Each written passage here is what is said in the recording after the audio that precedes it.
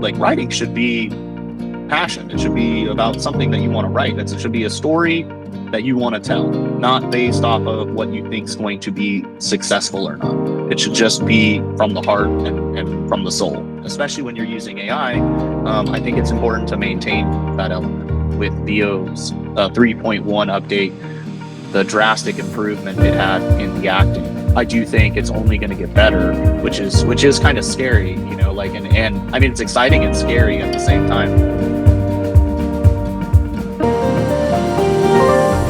Kavan, it's so nice to see you again.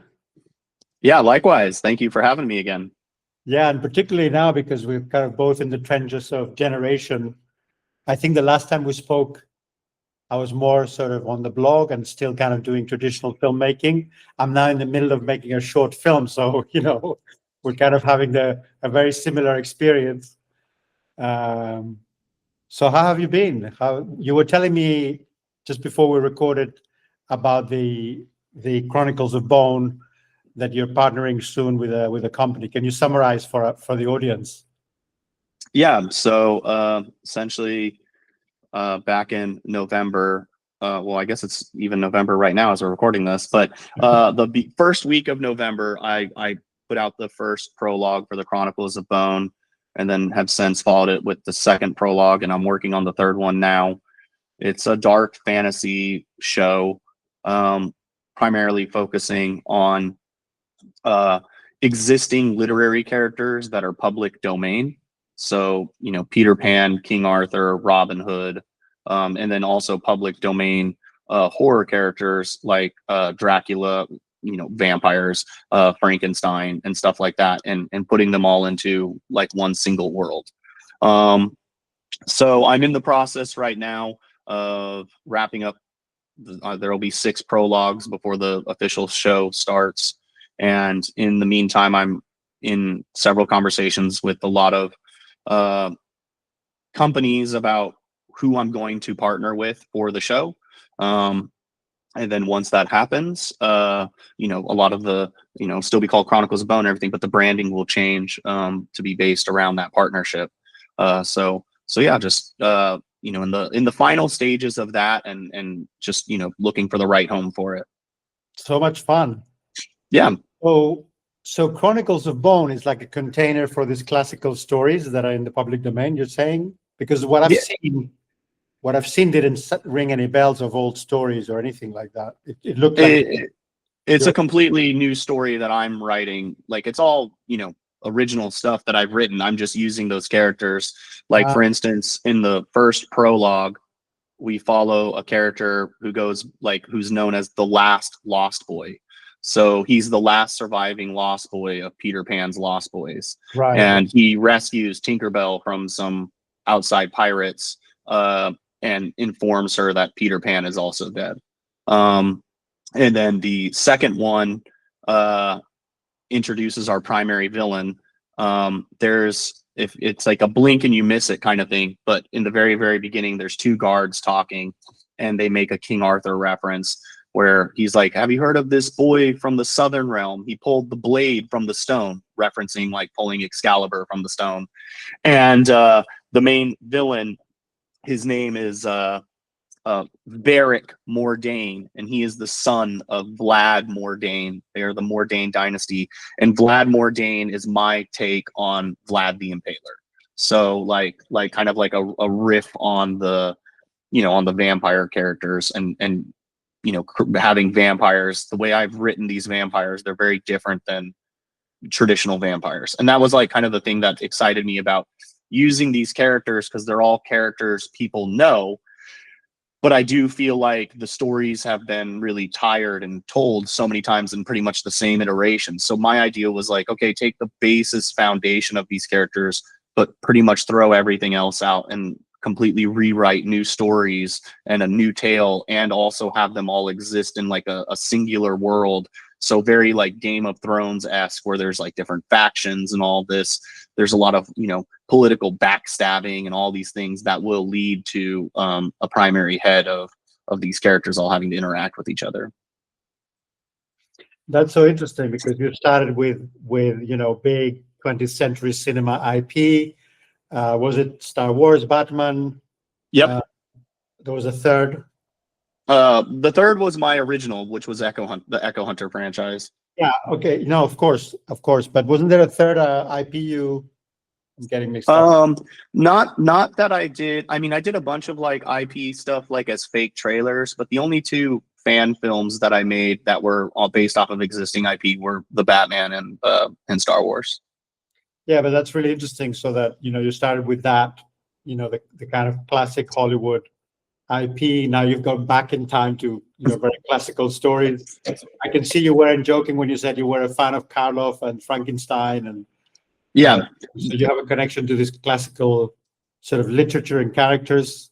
Were 100. you as a kid? Yeah, I mean 100%. I mean, the other, thing that attracted me to it was the fact that they're public domain. So you can legally, unlike Star Wars and Batman, I can legally use these characters, and as long as I tell them in a new way, I can copyright that version of it. So then like that version I own. So that's what I've done. Like I've written out the whole thing and have copyrighted these. So these iterations of the characters, like someone else can't go and copy. They like, and Disney, and other things do this all the time. That's why they're always like remaking, a King Arthur or a Frankenstein or this, because once they do that iteration of the character, they can copyright, and then that falls under the copyright laws. And so, but yeah, no, I mean, I always grew up reading, fantasy novels and things of that nature.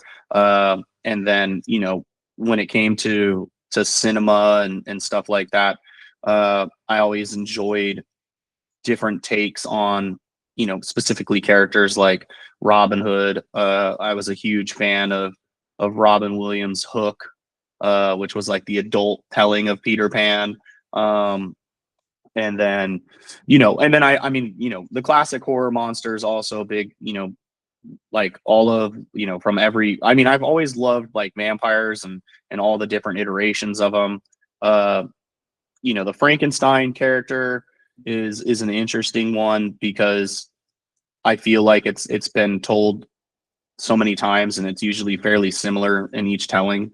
So that character specifically, which is funny, that's the prologue I'm working on now, is the Frankenstein character. I really wanted to change him the most. So he's like, he really feels like fresh and unique and new. So my Frankenstein's kind of like a nomad Western guy who's like, in our story, he's known as the Collector because he's been around for so long and he's always collecting stuff. And in this prologue, we find out what and why he's collecting these items. No, fascinating. I mean, I think Frankenstein is particularly interested because of the medium we are using. Of course, the technology that is facing us at the moment is very Frankenstein-like. It can be a wonderful friend. We're also a bit concerned that it might, take too much power, that it might be smarter than us, stronger than us. So I think it's a great metaphor for the technological times we're living in. So fascinating exploration, of course, of the character. And that's why, at Delirio, at the company I work for, Delirio, that I do this blog for, we do basically advertising, but we have an interest in filmmaking. I'm a filmmaker. And, that's partly why we called it Karloff, not only because the actor made such a great transition into sound, famously, but also because Frankenstein is such a great metaphor for AI imaging and sound, right? Of course, yeah. And it's what it really is, and like with the advancement of the tools, I mean, it's really kind of like the new Nano Banana 2, even before that with the first iteration, but now it's like on, now it's a superpower. But even with the first one, that's when I realized like it was time to do something like this. Like I don't think, outside of Neural Viz, anyone's done like a true like AI show yet. And so that was like the other thing that I wanted to do, was really make like a unique AI show where people get connected to the characters And you know, it's going to be very dark. I mean, it's not. I think that's like a lot of the stuff that I make. Usually, it's not overly positive. So we have like a lot of, you know, twists and turns and tragedy and all of that. And outside of my main players, you know, there's a lot of other characters that are going to show up that are from, you know, classic literary tales. They're just more, you know, side supporting characters. But yeah, like what I've also liked about it that I started doing was, like, for instance, with the first one, The Last Lost Boy, the character, the mask he wears and the jacket he wears, I own that mask and that jacket. So what I did is I photographed myself wearing that mask and that jacket, and then I took that image into Nano Banana and then changed, like added the tears and the rips on the jacket, added the damage on the mask, changed the, because I was wearing like a white shirt in the photo, changed the shirt to black, added the rosary, the gun, the boots, the, you know, and completely. And so what it made me realize, like doing that and like having so much fun doing that, was like I can start making the costumes at like what I'd call like the Temu version, like the cheap knockoff version myself, photograph it, but they're like very unique. Like that mask is a very unique mask, that 3-headed mask. And so I was like, I can get all these like really cool, unique items, photograph myself or other people, and then stick it into Nano and then completely manipulate it and make it like a very unique character that I think sometimes is otherwise hard to get in AI, because you're now like going outside of whatever AI has been trained on. I'm feeding it truly original stuff, you know. So that has inspired me to go on like Etsy and things like that, and like different fashion things. And I've been buying masks and jackets and outfits and this, so I can actually costume these characters in real life, like at a base level, and then take them into AI and manipulate and add and really make them unique. So like, for instance, one of the characters, I'm doing Captain Nemo from like Captain Nemo 20,000 Leagues Under the Sea. And his character wears this like wicked looking squid mask when he's in battle. And so like I got this, like I found this mask on Etsy that I was like, oh, this thing is so wicked looking. So I'm really excited for that to get here. Yeah, it's refreshing to have something physical to work with, right? Suddenly, with all this screen time, suddenly to be able to take pictures and be on set, and like you work with actors, of course, with your previous movie. I mean, it must be very refreshing to be able to play with actual, you know, physical things, physical world. 100%. You know, and like I'm always a big believer of working with real actors. Obviously, in this case, I'm not. I'm using Veo and the actors there, but part of that has to do, you know, with a sense of speed and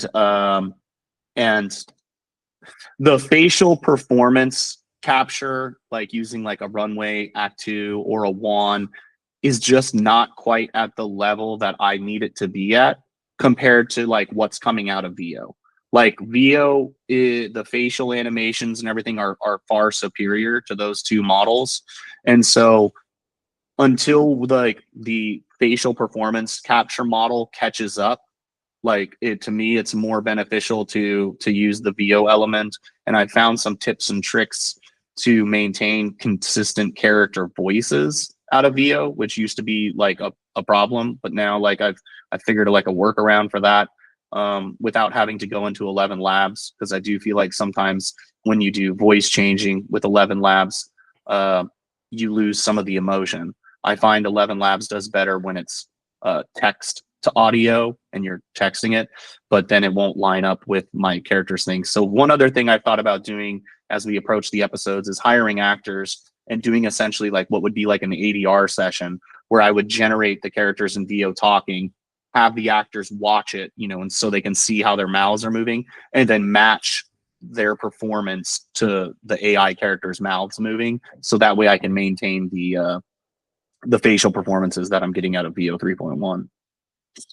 And your trick for keeping consistency with the voices in Veo, are you going to share that with us?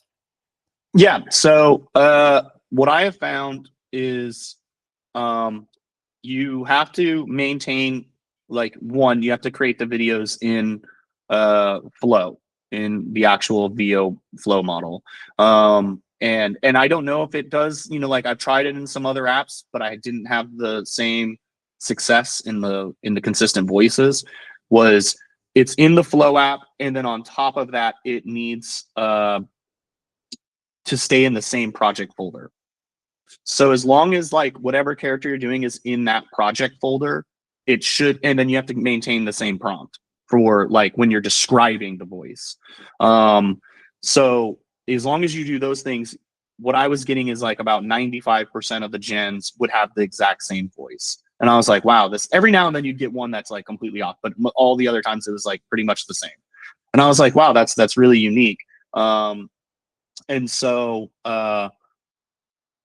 by doing that, I saw that, you know, it maintained consistency. But then at another point in the experiment, I opened another Google Flow folder and brought that same image of a character that I had in this other folder and started using the same prompt and everything. And no, I was like, it created like a whole new voice in the new folder for this character. And I was like, interesting. So it has to be in that folder.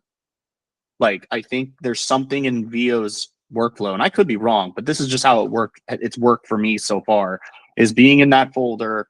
I think there's something where it recognizes like this is this character, so we're going to apply this voice based off of the prompt that you've given it.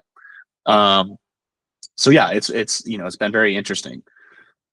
Yeah, for me, I've never had a problem. I mean, I'm doing a short film and I went straight into Flow, and you're right, the consistency is great. I think I only had one generation where the guy went from an American accent to an English accent, but just because I started the phrase with the word darling, which is probably, you know, recognized as kind of British.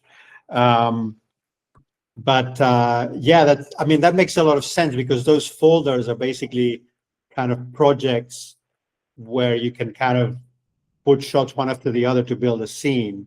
So that makes a lot of sense that there would be like a coherence. And I wonder if it's only sound or also image, like if it helps you. Something I was asking at Curious Refuge the other day, I was asking Caleb, you know, working with Flow, is it more sort of a bit of a world of, is Veo kind of containing a little world for you where you can, you know, if you design another shot now, it's going to relate it to the one before. Have you had a bit of experience with this, or does it depend completely on the prompt and there's no kind of base kind of conditions for the scene inside Flow? Because it's called Flow, right? So I'm thinking, what is Flow? Like, what is it for? Unless it's some metadata for your scene, you know, like the I don't know. is that, you know, the clothes were like that. I don't know, because I think that would apply more to like tech, in my opinion, it'd apply more to text to video, to where like using in Flow to where it's understanding the metadata to then like if I'm doing text to video, it's like, okay, it knows this character, and then like I'm like, okay, I want to make the next shot in Flow, and it's doing that, it's understanding that like it's pulling from this, like, because it's a 1 to 2. But obviously, you know, like when it's image, we're providing the context of hey, this is what it looks like, and this is, you know, what we're doing. So I don't have too much info on that, because you know, the only project that that I've done in recent time that was text to video was myself. It's actually, we're sharing it live today on IG, but it's been out for a while.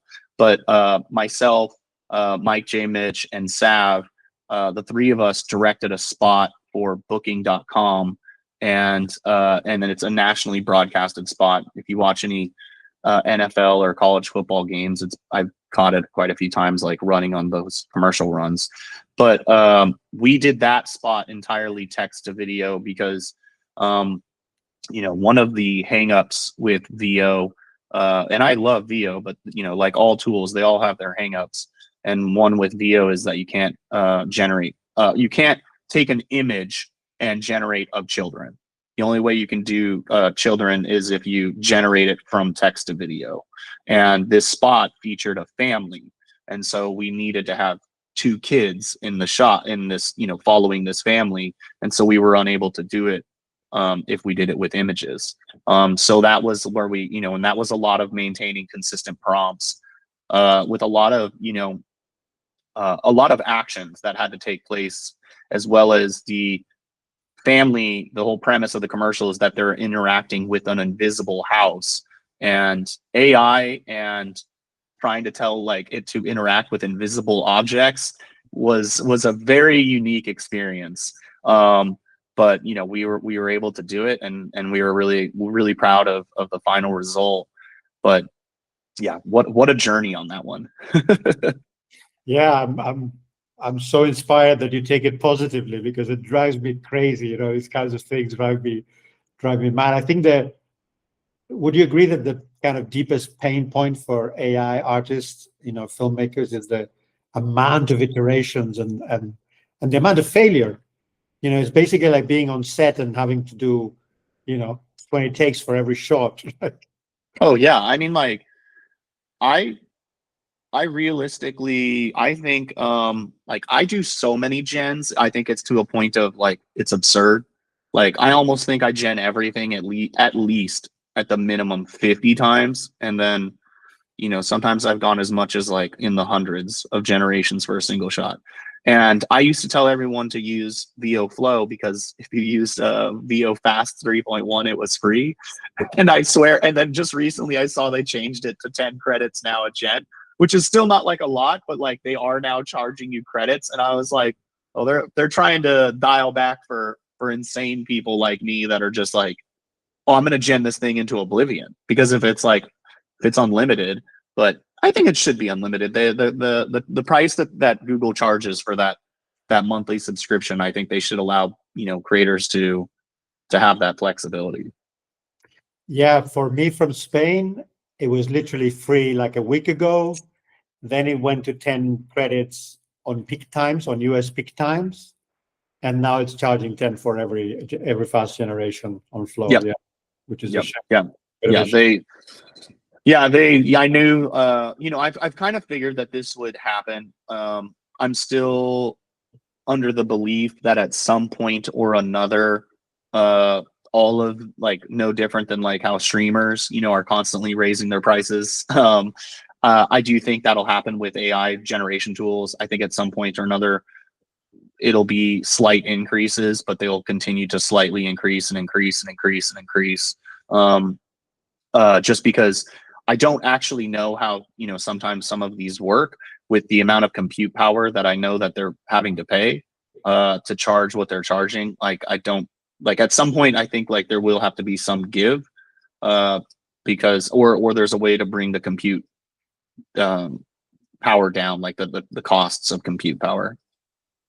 Yeah, but also they're basically facilitating a productive activity, right? Netflix, we're just watching at home, we're just kind of right. No, of course. This is making us money, so it makes sense. Yeah. But yeah, let's talk a bit more about your workflow. I quite like to go in some detail into your workflow, if it's okay with you. Yeah, of course. The first thing I was wondering is the boundary between writing and making, because in the last episode you said, it took me 3 months to do the 22-minute Echo Hunter. Yeah.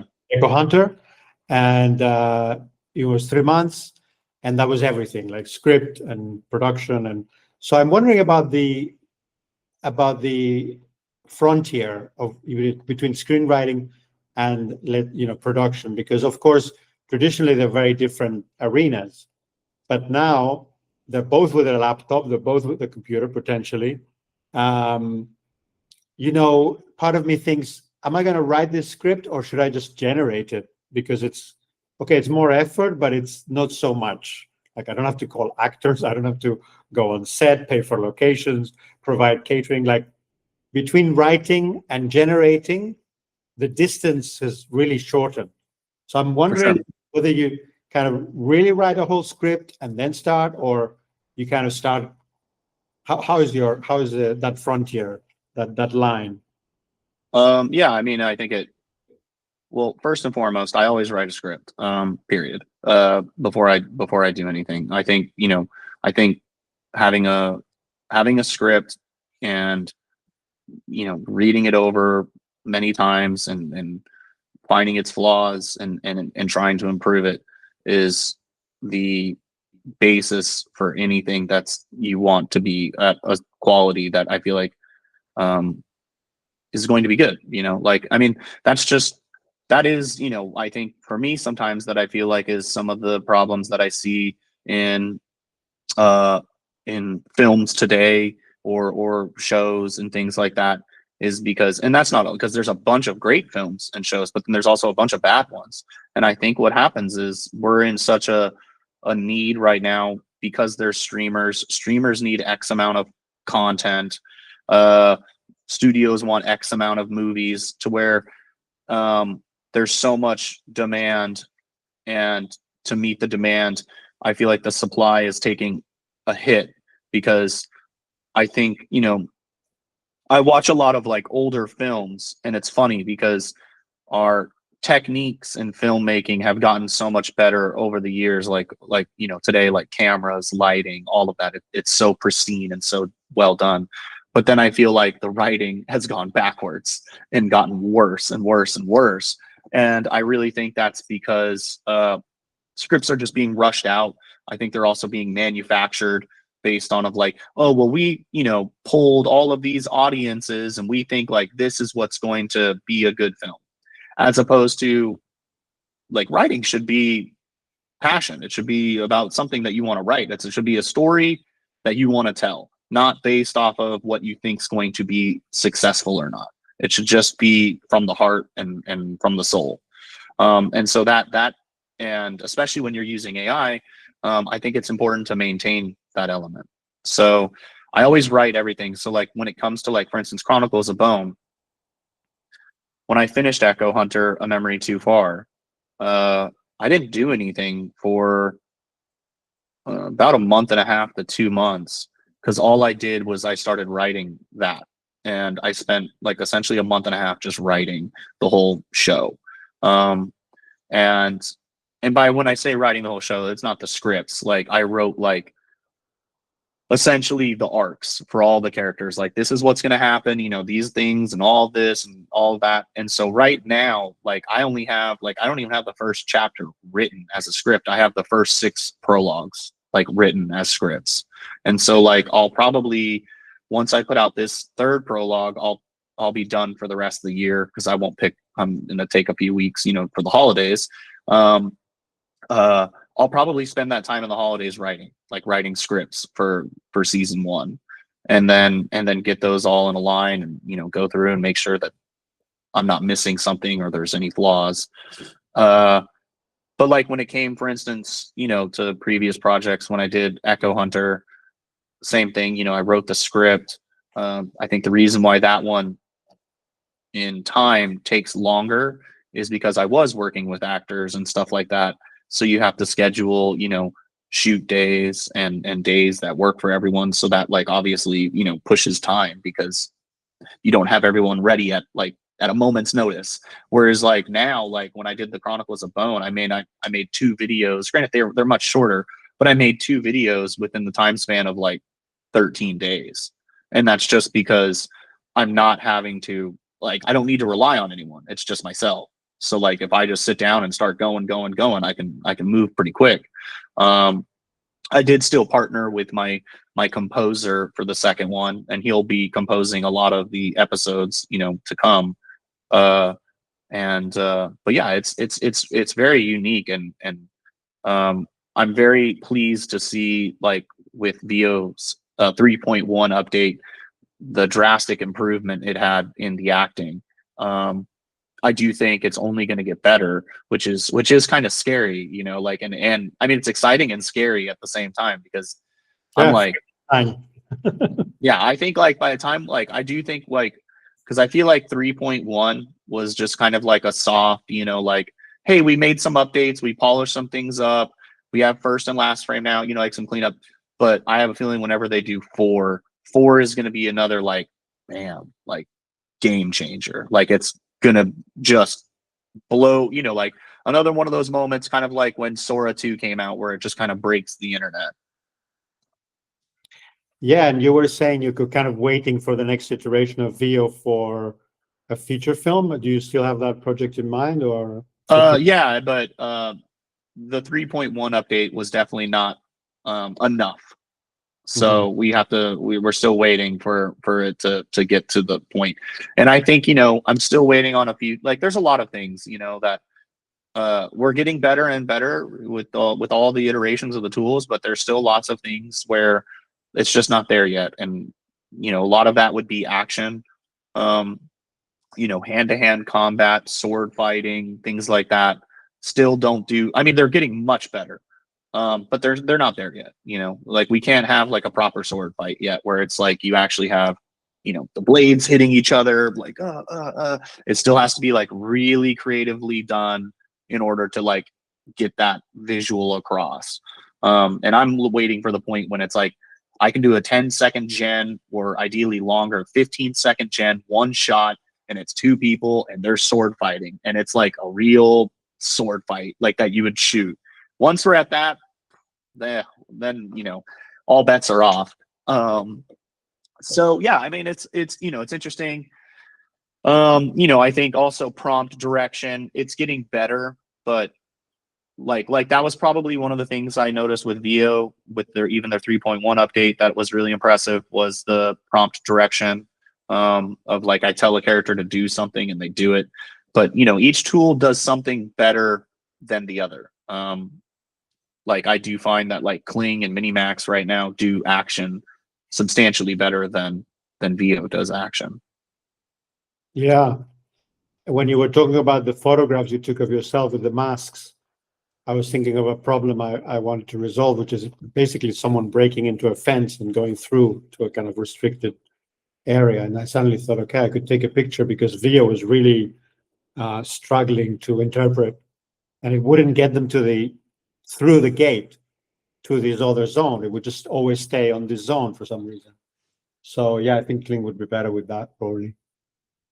But the reason I was asking about the kind of border between writing and generating is that, okay, so I've written a whole script for my film as well. I mean, that's my background. I'm a screenwriter. So I actually spent, you know, if I had 2 months to do this short film, 6 of those weeks were writing. But now that I'm generating, I realize, okay, I want to change this line of dialogue. You know, I'll go straight to generation. I probably won't go into final draft. And I found particularly easy to change dialogue, actually, because, you know, usually someone standing around saying a line, you can actually change the line really easily with the same base image, right? So that's Of course, yeah. Yeah, that's the kind of thing I was referring to when you know, it's something you couldn't do before. Like now in the middle of production, actually after post-production, you can change a line. That's really interesting. Yeah, yeah. I mean, it all of it is become so you know, it's very beneficial to what we can do now, like in the sense of pace and flow, and making adjustments. You know, like even when I'm doing something and like let's say a particular shot isn't working, or a cut isn't working, you know, like if we did this live action, well, you have what you have, what you shot. I mean, usually you do animatics and all that to make sure, you know, it flows right, but still, now we have the ability to just instantly, you know what, okay, I'm going to try this and I'm going to do this instead, and make the adjustment. Or I can look at it from, you know, several different angles and now try it. And with the new Nano update, to me, that is arguably the biggest game changer that it happened in AI this year, was Nano Banana 2. Because I can literally get full coverage of an entire scene based off of one image. And that truly has blown my mind. You know, like to get close up, side profile, extreme wide. Oh, I want a close up on the person's shoes. I want a close up on their belt. I want a close up on just their hand, this, that, and like all from a single image. And it does it. And it does it flawlessly. I was like, this is this is crazy, because like, or like I put two characters in. I want an over the shoulder of this character looking at this character. Boom, there it is. And like it used to just be so much work to get that kind of coverage in AI. And now it's just like boop, boop, boop, boop, boop. You know, like my process used to be very long and would take me a long time to get each of these shots to get the coverage and get it the way I want. And that's probably the biggest thing I noticed. And it's not like I'm like, I like, for me personally, I don't care about speed, but it is like when it's like I have something in my brain, I just want to be able to get it and get it correctly.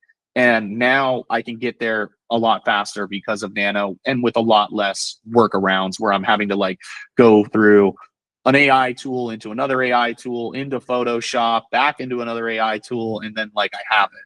Now it's just one tool, I get it, and then maybe there's some minor adjustments, and I do those in Nano. Yeah, no, I agree. It's been the big game changer, and it's only a few days, right? But I believe it came out Wednesday last week, so yeah, it's been almost a week. yeah, and we're already saying it's the biggest thing this year. I think we're Yeah. going to see a lot more, and you're already giving me ideas for my own production. So thank you so much. Of course. So going back to your workflow, now you've got the script. So you kind of, what's your next step? You're happy with the once I have the script, like in this particular project, the Chronicles of Bone, what I have been doing is focusing on character design. So I've been doing that a lot, like even for, you know, all the characters. So like right now, like my main focus has been like building out characters for their looks, because I really wanted each character to have a very unique look, very cool, very stylish. Essentially, I want every character in this story for someone to watch it and be like, that character is awesome looking, but for every single one. And so like that's been, you know, a fun process. And then you know, world design and like the look and feel. And then usually once I have those elements, I just go into getting the shots. You know, I don't really storyboard much. My storyboards essentially become my shots.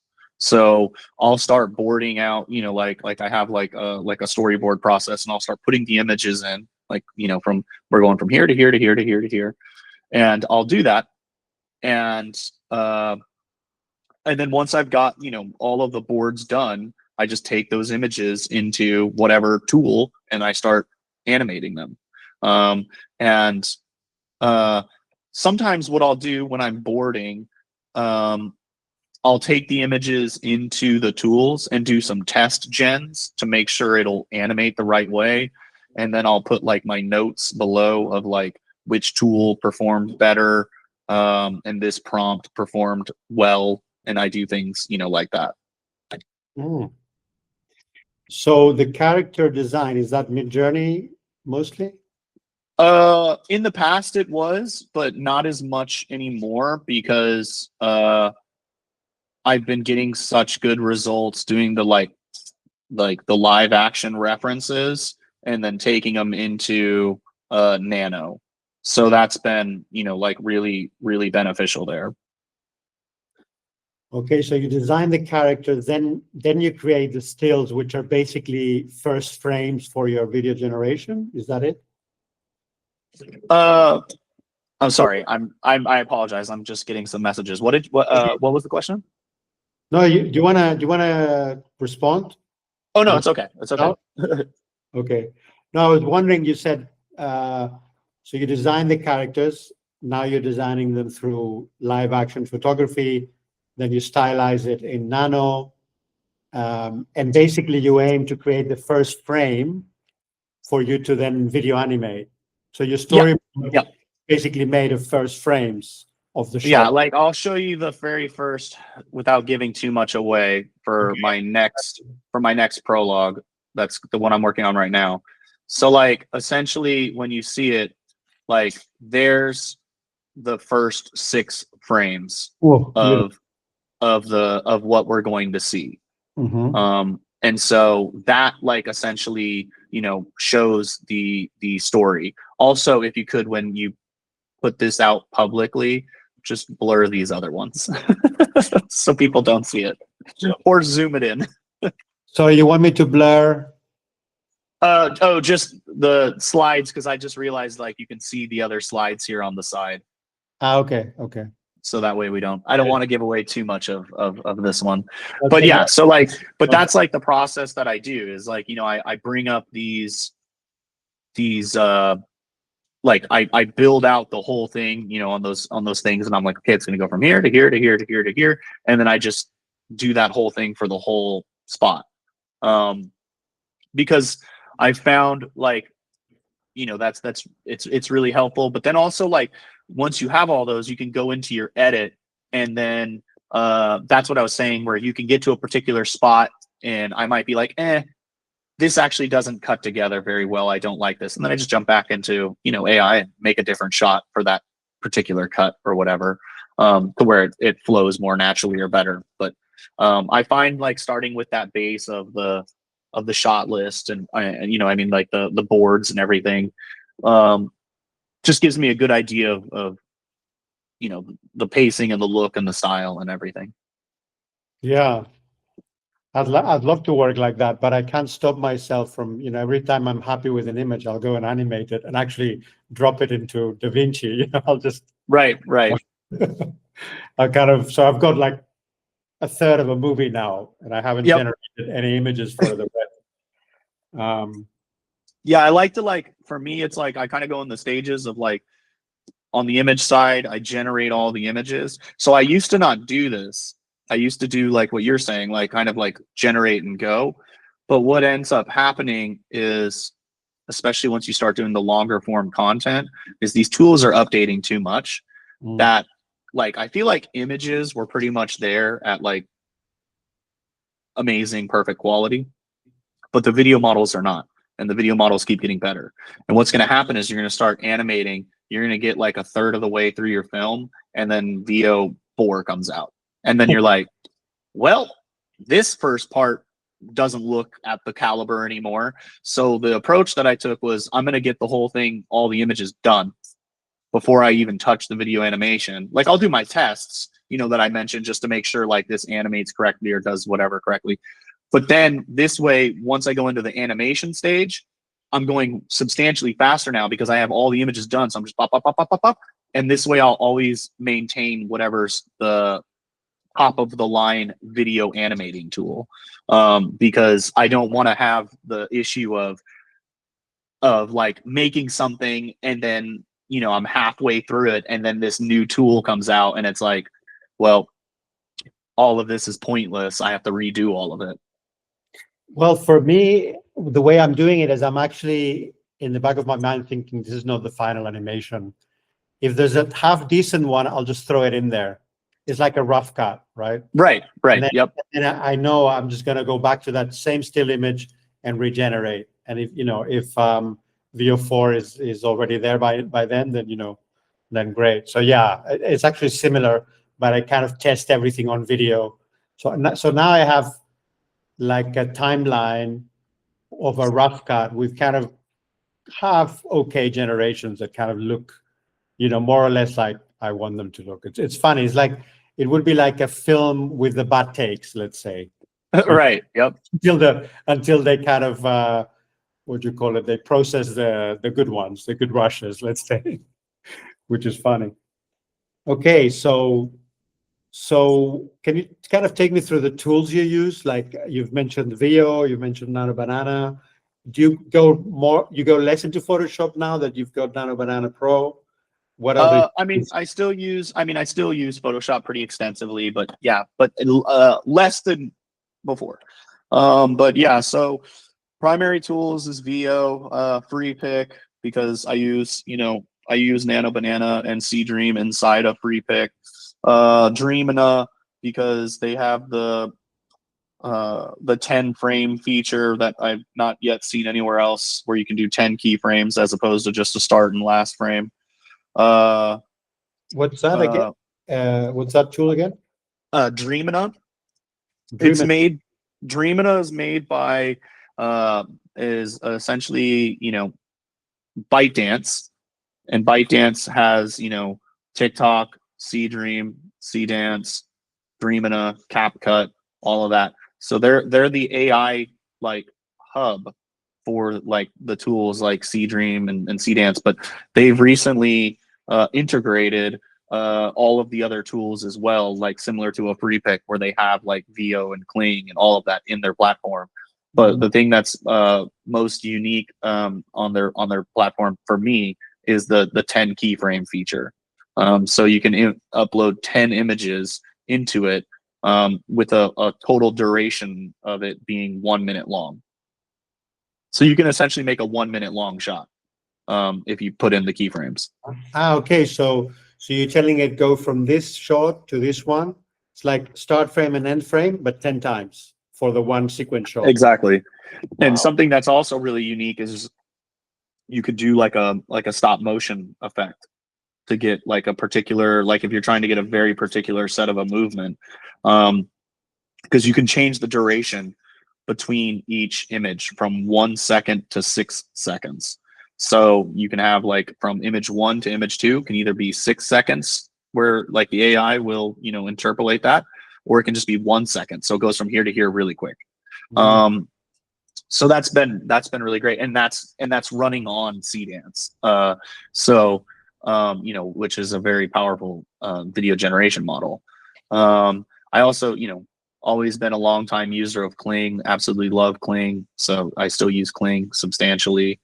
Same with Minimax, Luma Labs, Ray 3. I'm just looking at my thing up here. Kriya. I've been using Kriya as well. And then haven't actually implemented it into any projects yet, but I do enjoy Sora. I find that it's fun to mess around with. So I just don't think, you know, for me, the quality is at a point that that I'm overly a fan of. I think what it can do and everything is really, really good, and it's great for social media, like if you're delivering the content, you know, like on a phone or something like that. But outside of that, when I've seen it like bigger on a television and stuff like that, there's a lot of artifacting. So and you're not using much from effects and music AI, or is it a no, hybrid? I'm still all old school when it comes to the sound. So I do all of the sound effects and the sound design. I mean, I do every now and then like use what Veo gives me, like, you know, in the sense when I generate the clip, like, but I usually like add on to it because it's kind of like it always seems like kind of empty, like not enough. So I go through and add a lot more sound effects, and I just get those, you know, from Artlist. Artlist has like a massive sound effects library, so just go under there and you know, and then, you know, just do some kit bashing where you're layering sounds and all of that. And then I recently have started messing around with Suno, and I'm really blown away. Like, it's wild how good Suno is. Like, I just typed in, give me like a dark cinematic country west, or no, I said dark cinematic Western Gothic song. And I forgot to click instrumental because I was looking for like more of like a track. So it made like a song with lyrics. And I listened to it and I was like, holy shit, I would listen to this. Like, this is really good. Like I've started literally this week. I've started enjoying Suno music and Udio music. It's crazy. Yeah. Like I'm I about to start. I want to actually start making some. I want to start making some rap tracks and like doing some like you know, kind of like early 2000s meets like current like sonically in the sense of like the instrumentation, like rap style from like early 2000s, but instrumental style from like right now, and like fusing those together because I think it's just got such a cool vibe. No, it's amazing. And have you decided about the feature film? Are you kind of still set on doing a feature film as long, you know, as soon as, let's say, VO4 comes in? For some reason, I'm obsessed with that. I guess, you know, Yeah, I mean, next year, there's a lot on the slate. There's several projects I have in development with studios that I can't speak too much on, but excited for those as we move forward. And then I have been writing a script for a feature film, but it would be a true hybrid. So it would feature live action actors and all of that, and be shot live action. And I think using AI, like there'd still be a heavy amount of AI, but it'd be using AI more as like a VFX tool. Interesting. So can you tell me a bit more about the partnership you're planning to do with the kind of classical IP stories? I can't at the moment. Companies, but what do they provide? You're obviously offering a whole IP, a number of films. What are they bringing to the table?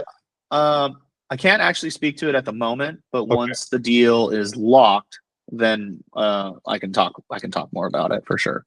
Right. But yeah, at the moment, just because it's in the final discussions and stuff like that. So yeah. Excellent. Well, I think that's me. I've cool. run out of I'll be in bed later because it's evening here, but I'll be in bed later. I should have asked him this, or I should have asked him that. Yeah, I'm about to start the day. Just like I said, we just on Instagram shared our booking spot so like people could check it out. But it's running nationally here in the US, and then and then just you made another spot actually recently that you released. I just saw it a few weeks ago. Is that right? Was it the tennis one with the ladies? Yeah. So I saw that, but I saw something previous as well. That was great. Yeah. So the tennis one was directed by Mike J. Mitch at Phantom, but that was done at Phantom X. And then the other one that we did 2 spots for a car rental company called Sixt. And so it was for their Halloween campaign, and we put those out as well. In the month of October, we ended up doing 7 commercials. So we're just now finally getting to share all of them. And do you guys have like a physical location for the company, or you work remotely? Well, Mike and I both live in Los Angeles, so it's easy for us to, just link up and stuff, but we work remotely. And then Sav, the third co-founder, lives in Seattle. And then everyone else is still a freelancer. Whenever we bring on other people, it's a work for hire basis. We have one other team member. Her name's Fumika, and she's our project manager. And the other 2 founders are AI artists like you, or do they have different roles? Okay. No, we all do the same stuff. So we all direct, we all write, we all generate. Just 3-headed dragon. And for example, with Chronicles of Bone, how much did they come in, or did you just do everything on your own? Chronicles is just a solo project, but still under, everything we do, we still put under the Phantom. It's all still part of Phantom. But yeah, no, that's just something that I'm doing myself. Like literally, you've done everything in that film. Yeah. Wow. That's impressive. So. And I think the characters are very rich, very, very memorable, all of them. I appreciate it. Yeah, I really think this next one's going to be fun because he's got a really cool vibe. He's my personal favorite, the one that I'm doing right now. So the Frankenstein based. Yeah, the Frankenstein based one. Yeah, because he's got a little bit of a Western vibe to him. So he's kind of like a cowboy. Well, I really, really look forward to that. Actually, when do you think that's coming out? Right now, I've got it planned for December 9th. Okay, brilliant. And that'll be the last thing I put out for the year of 2025. And then take a rest and do some writing. And then writing and resting until we come back in January. Very good. Well, thank you so much. Yeah, thank you. It's been really great talking to you, and I look forward to that film. Yeah, the next Bone. I appreciate it. Enjoy your night. Get some rest. Thank you. Thank you so much. Talk to you soon.